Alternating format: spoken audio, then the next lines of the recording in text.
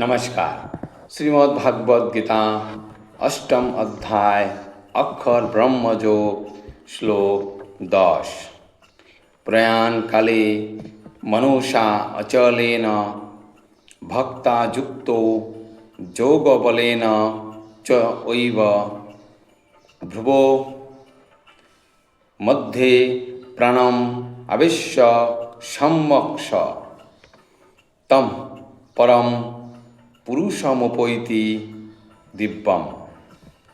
প্রয়াণকালে অর্থাৎ মৃত্যুর সময়, মনসা অর্থাৎ মনের দ্বারা, অচলেন অর্থাৎ অচঞ্চলভাবে, ভক্তা ভক্তি সহকারে, যুক্ত অর্থাৎ সংযুক্ত, যোগ বলেন অর্থাৎ যোগ ভক্তির বলে, যোগ শক্তির বলে, চ অর্থাৎ ও, এব অর্থাৎ অবশ্যই, ধ্রুব অর্থাৎ ভূযুগল, মধ্যে অর্থাৎ মধ্যে, প্রাণম অর্থাৎ প্রাণবায়ুকে, আবেশ্য অর্থাৎ স্থাপন করে, সম্যক অর্থাৎ সম্পূর্ণরূপে, স অর্থাৎ তিনি, তম অর্থাৎ সেই, পরম অর্থাৎ পরম, পুরুষম অর্থাৎ পুরুষকে, উপৈতি অর্থাৎ প্রাপ্ত হন, দিব্যম অর্থাৎ দিব্য।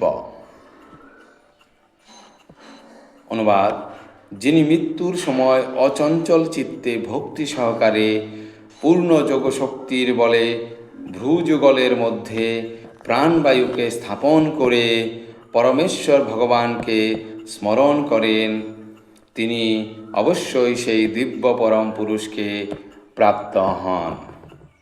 তাৎপর্য: এই শ্লোকে স্পষ্টভাবে বর্ণনা করা হয়েছে যে মৃত্যুর সময় মনকে অবশ্যই ভক্তি সহকারে ভগবানের ধ্যানে একাগ্র করা উচিত। যোগ সাধনকারীদের জন্য নির্দেশ দেওয়া হয়েছে যে দুই ভ্রুর মধ্যে তাদের প্রাণশক্তিকে স্থাপন করতে হবে।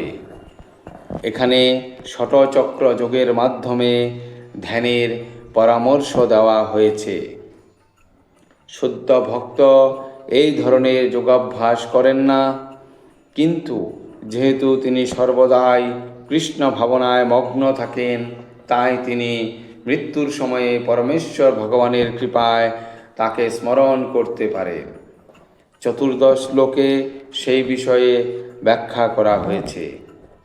এই শ্লোকে যোগ বলেন কথাটি খুবই তাৎপর্যপূর্ণ, কারণ ষটচক্র যোগ বা ভক্তি যোগ অভ্যাস না করলে মৃত্যুর সময়ে এই অপ্রাকৃত স্তরে উন্নীত হওয়া যায় না।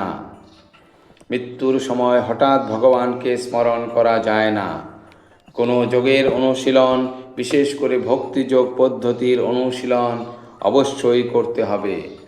যেহেতু মৃত্যুর সময় মন অত্যন্ত বিক্ষুব্ধ হয়ে ওঠে, তাই আজীবন যোগ অভ্যাস করার মাধ্যমে ভগবানকে স্মরণ করার অভ্যাস করতে হয়, যাতে সেই চরম মুহূর্তে তাকে স্মরণ করা যায়। ধন্যবাদ।